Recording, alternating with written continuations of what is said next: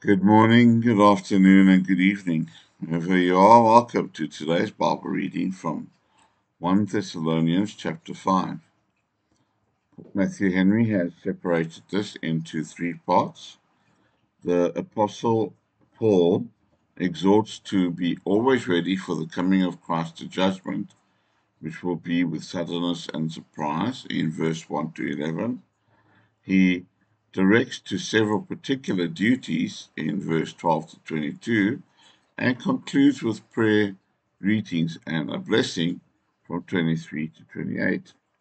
Before we start reading, however, let us go to the Lord in prayer. Abba, Father, Holy God, Holy God, Holy God, blessed be your name. Glory to you alone, O Father. Abba, please comfort me. Please be with me, Holy Spirit. Please give me a word and have your way in me. Through Jesus Christ I pray. Please take away my sins and cleanse me in your righteousness. Abide in me so that I may abide in you. For apart from you I can do nothing. Amen. Alrighty, verse 1 to 11. Now, concerning the times and seasons, brothers, you have no need of anything to be written to you, for you yourselves well know that the day of the Lord is coming in the same way as a thief in the night. Whenever they say peace and security, then sudden destruction will overtake them like the birth pains of a pregnant woman, and they will not possibly escape. But you, brothers, are not in darkness, so that the day should catch you like a thief. For you are all sons of light and sons of day. We are not of the night nor of the darkness. So then, we must not sleep like the rest, but must be on the alert and be self-controlled. For those who sleep, sleep at night, and those who get drunk are drunk at night. But because we are of the day, we must be sober, by putting on the breastplate of faith and love, and as a helmet the hope of salvation. Because God did not appoint us for wrath, but for the obtaining of salvation through our Lord Jesus Christ, who died for us, so that whether we are awake or asleep, we will live at the same time with him. Therefore, encourage one another and build up each other, just as indeed you are doing.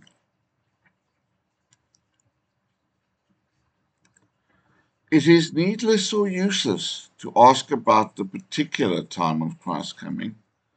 Christ did not reveal this to the apostles. There are times and seasons for us to work in, and these are our duty and interest to know and observe. But as to the time when we must give us our account, we know it not, nor is it needful that we should. The coming of Christ will be a great surprise to men. Our Lord himself said so. As the hour of death is the same to each person that the judgment will be to mankind in general, so the same remarks answer for both. Christ's coming will be terrible to the ungodly. Their destruction will overtake them while they dream of happiness and please themselves with vain amusements. There will be no means to escape the terror or the punishment of that day. This day, however, will be a happy day to the righteous. They are not in darkness. They are the children of the light. It is the happy condition of all true Christians.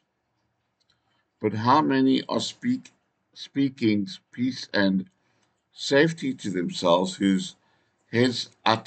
over whose heads utter destruction is hovering? Let us endeavor to awaken ourselves and each other and guard against our spiritual enemies. 6 to 11. So then, we must not sleep like the rest. What? Oh. So then, we must not sleep like the rest, but must be on the alert and be self-controlled. For those who sleep, sleep at night, and those who get drunk are drunk at night. But because we are of the day, we must be sober by putting on the breastplate of faith and love, and as a helmet the hope of salvation. Because God did not appoint us for wrath, but for the obtaining of salvation through our Lord Jesus Christ, who died for us, so that whether we are awake or asleep, we will live at the same time with him. Therefore, encourage one another and build up each other, just as indeed you are doing. Most of mankind do not consider the things of another world at all, because they are asleep, or they do not consider them aright, because they sleep and dream. Our moderation as to all earthly things should be known to all men. Shall Christians who have the light of the blessed gospel shining in their faces be careless about their souls and unmindful of another world? We need the spiritual armor, or the three Christian graces: faith, love, and hope. Faith.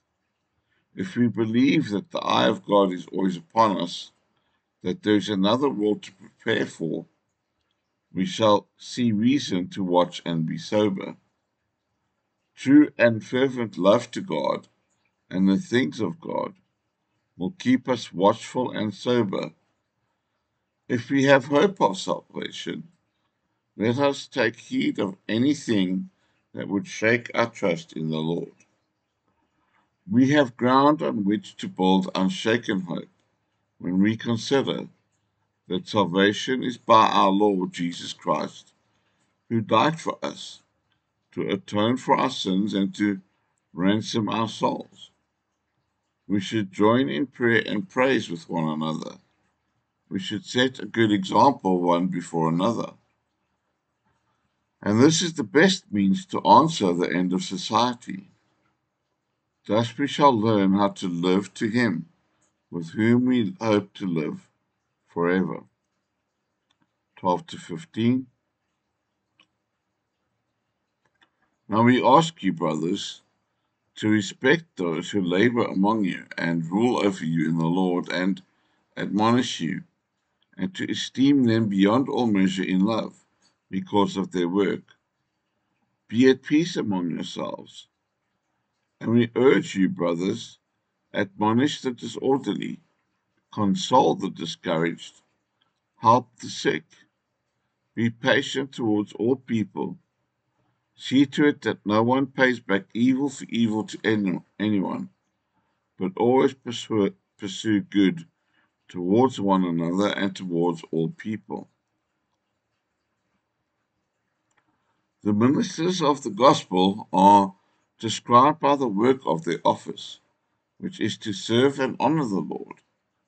It is their duty not only to give good counsel, but also to warn the flock of dangers and reprove for whatever may be amiss. The people should honor and love their ministers, because their business is the welfare of men's souls, and the people should be at peace among themselves, doing all they can to guard against any differences. But love of peace must not make us wink at sin.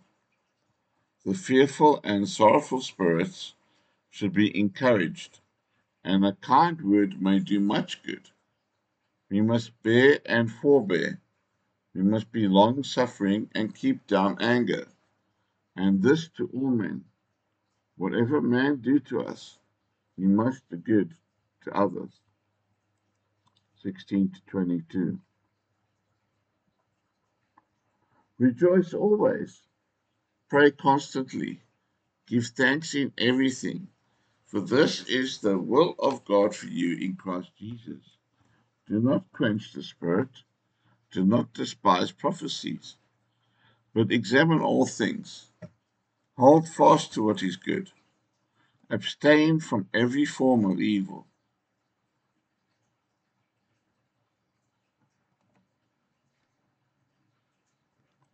We are to rejoice in creature comforts, as if we rejoice not, and must not expect to live many years and rejoice in them all.